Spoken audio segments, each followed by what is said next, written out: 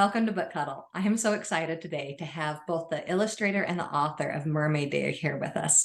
So Diana Murray and Luke Flowers, the creators of this fun book.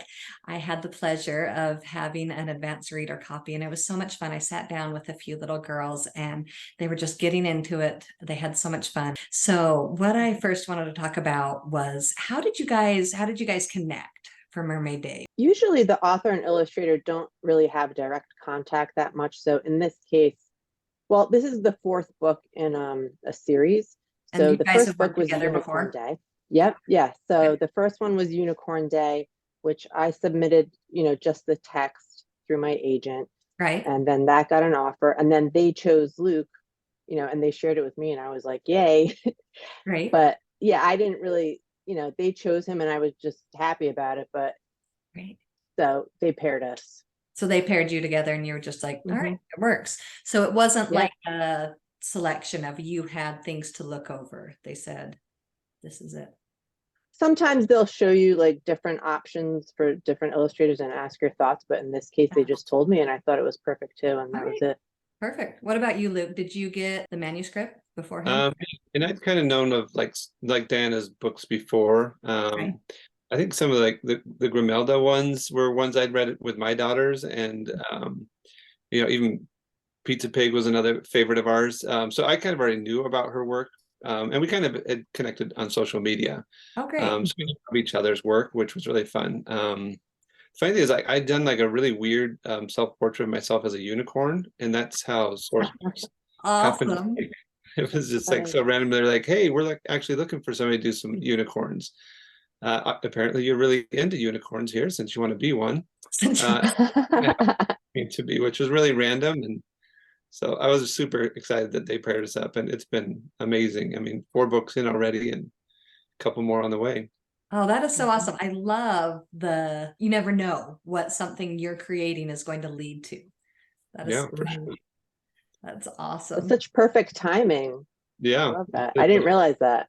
Yeah. Yeah, that's really cool. Tell me, let's start with Luke first. Tell me something that you love about Mermaid Day. What did you love about as it came together? And for me, I love like deep sea, the world in the deep sea. I mean, I've always been a fan of that since I was a little kid. So getting to bring not only the mermaids, which is fun, but also I like that Diana kind of had written in all these the kind of friends that joined the party, the whales, the sharks, everything, the dolphins. It was fun to just kind of not just have only mermaids in there.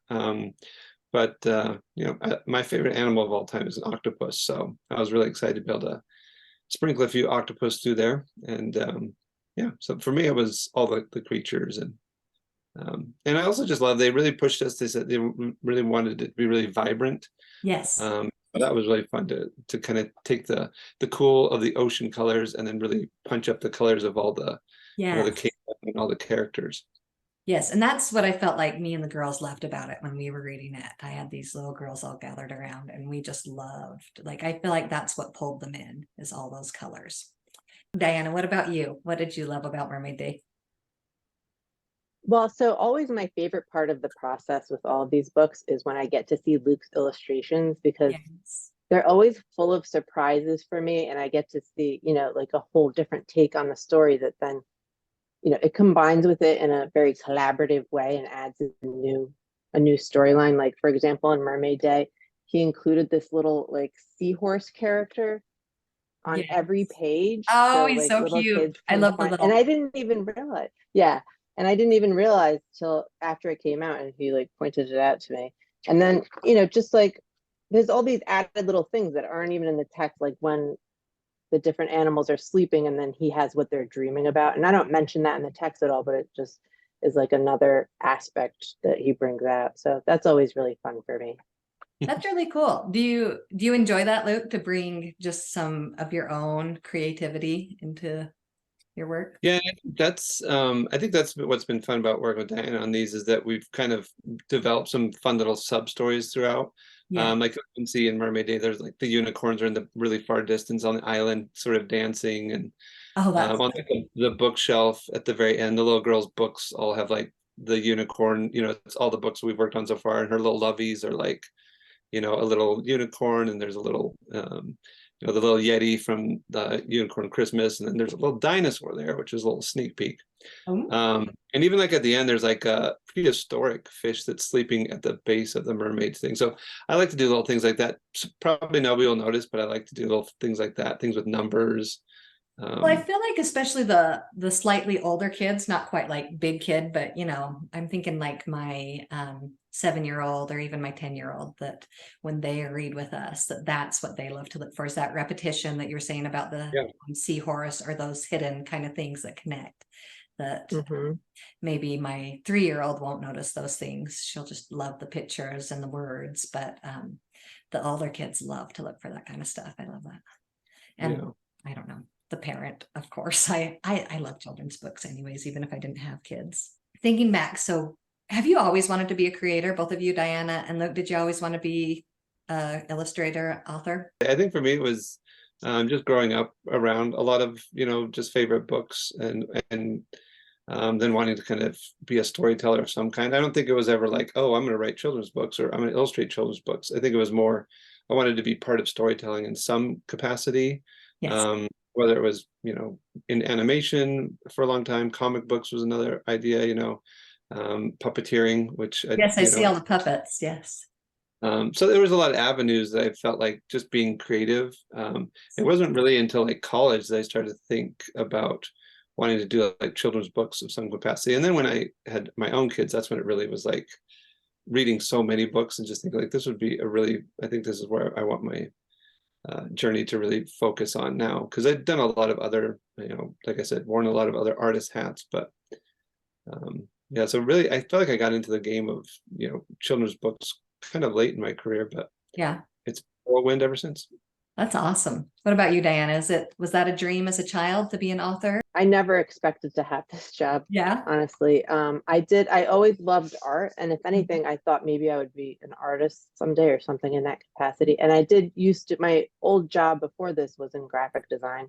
So it was kind of creative related.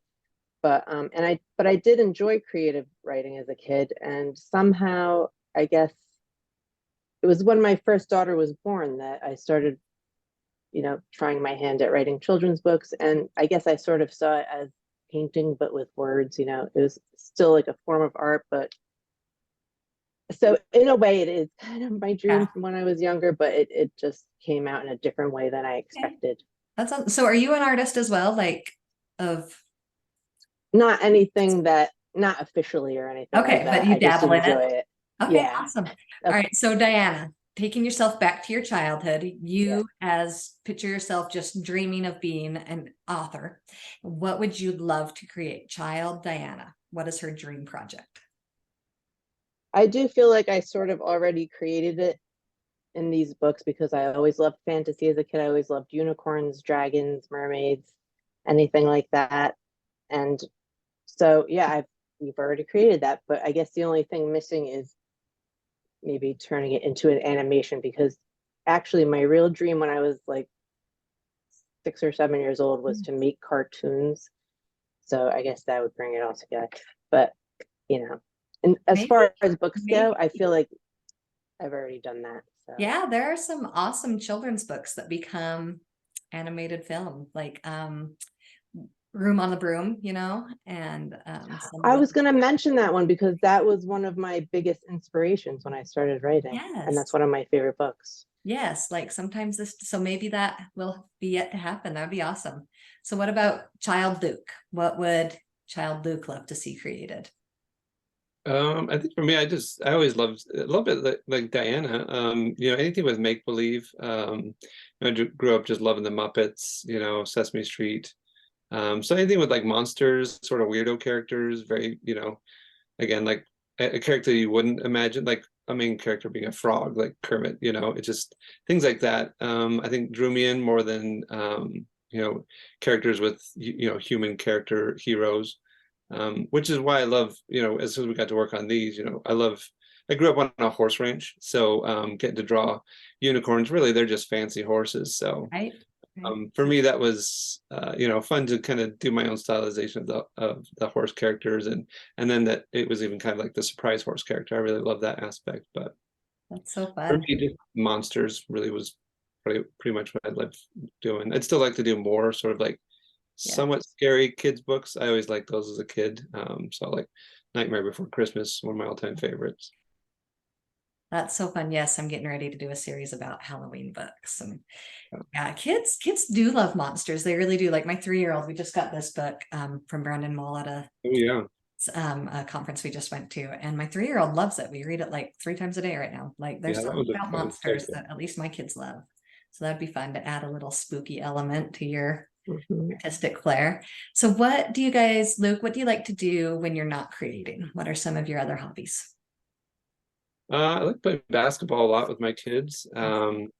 Basketball, banjo, and board games. Those are the real 3 favorites around here. I'll start with B. There we go. Some nice alliteration there. Awesome. What about you, Diana? What do you love to do in your spare time? I like running and yoga and drawing, Awesome. especially running outside. Like there's a lake kind of close to my house, and I love being out there running in nature. It's really nice, relaxing. Yes. Yes. We love to be outside. When we moved, that was a big thing for us was we needed to feel like we were kind of rural to have some nature around us. Awesome. So what do you do, Diana, to prepare yourself when you're getting ready to write? What do you do to get in a creative zone? Or like if you feel like you're in a writing slump, what do you do to get out of it? So oftentimes I don't really work in an office. I usually will just take my laptop and either sit outside on my patio or just like sit on my couch, and I need to have a cup of tea and most importantly, not be disturbed by my kids and the dog and everyone. And that's probably the most important aspect, is to have like a stretch of time that's long enough to really focus. Maintain that. And if there's a slump, I do think actually sometimes naps work for Yes. some reason. So Charge. yeah. Yes. All right. What about you, Luke? What do you do to get in your creative zone? Or if you're in a slump, what do you do to get out of it? Yeah, I think for me, I mean, a lot of it just, reading books off the shelf, inspiration from, old books, new books that are out there. Also a lot of music sets the tone for, if I'm working on, any kind of book, I usually try to find music that kind of goes with that vein. So, working on Mermaid Day, a lot of kind of nautical sea shanties, things like that kind of Oh, got me in sea the shanties. Yes. So Yeah. fun. I also like a lot of soundtracks, so anything like that, like anything that kind of sets the tone. I really enjoy that. Ooh, maybe Octopus's Garden. Yes, Beatles. the old Beatles. But yeah, so and if I get stuck, usually for me it's just getting out actually and just going for a walk and talk with my wife. Got kind of a little loop that we do and talk it out and sort of get some exercise at the same time. So I get this question a lot when I interact on Facebook groups. So that's why I wanted to ask about the slump, but also what advice do you have, Luke, for somebody who is an aspiring illustrator?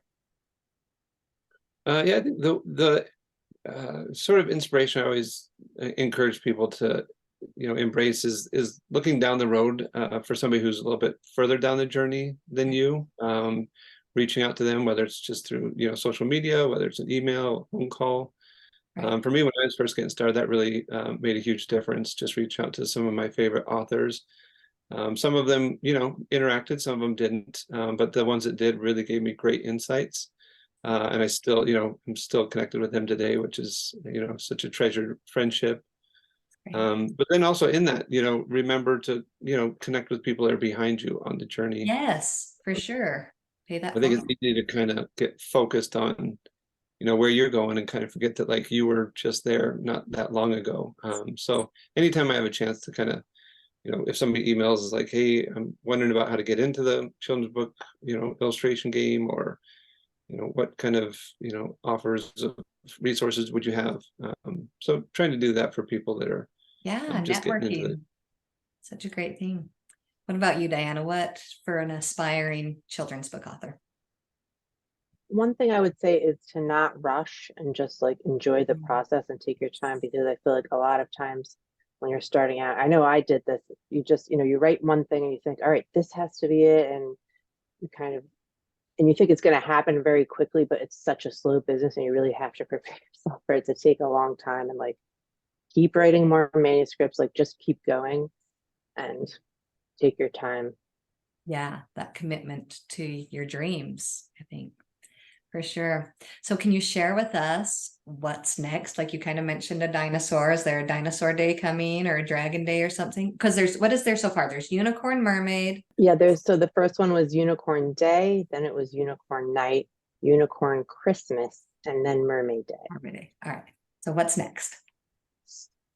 So next is Dinosaur Day. Okay, so next is dinosaur day. Awesome. And is there a dragon? I think I heard a dragon, or was that just an illustration?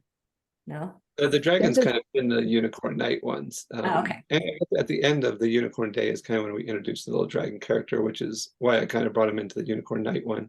Okay, fun.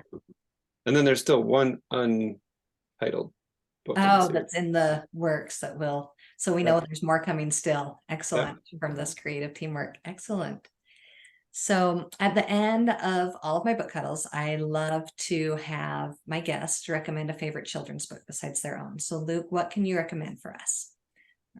I think probably one of my favorites recently, I have definitely have favorites from when I was a kid, but I think recently one by Brad Montague called The Fantastic Bureau of Imagination. Is really, really clever. Just kind of the idea of like where do we get our ideas and how do you kind of, you know, get others connected to your ideas and inspiring others. It's just a really, I mean, I can't even explain it. It's a richly developed idea, but Brad has, I don't know, you know, if you've ever heard of like I a haven't kid heard of it, president. but I'm definitely going to look him up, and I'll include the link below to his book that you mentioned. Yeah, it's really fun. And he also, I mean, speaking of, you said for all ages, he also has written a book called Becoming Better Grown-Ups, Okay. which is almost like children's book for kids, which was probably for me one of the most inspiring books I've read in the last couple of years, and it really helped me get through the pandemic, which was, you know, a real creative drain. But Brad has an awesome way of getting people of all ages really inspired with storytelling. And I don't know if you ever saw like Kid President. He's the one that kind of came up with it. Yes, I did see that. Yeah. Excellent. Excellent. What about you, Diana? What can you recommend for us? A favorite children's book? So as far as older books, I was going to say Room on the Broom. That's one of the books that inspired me to write. And I love Julia Donaldson. And I read that book so many times with both of my kids, and they just loved it also. And then for newer books, well, that's hard to choose one, but Escargot by Dashka Slater. Okay. So funny. It's just like it's pretty brilliant. It's very interactive and well written, and I love that the snail is the main character because it's such a weird Right. main character. Not someone you would usually think of as a main character.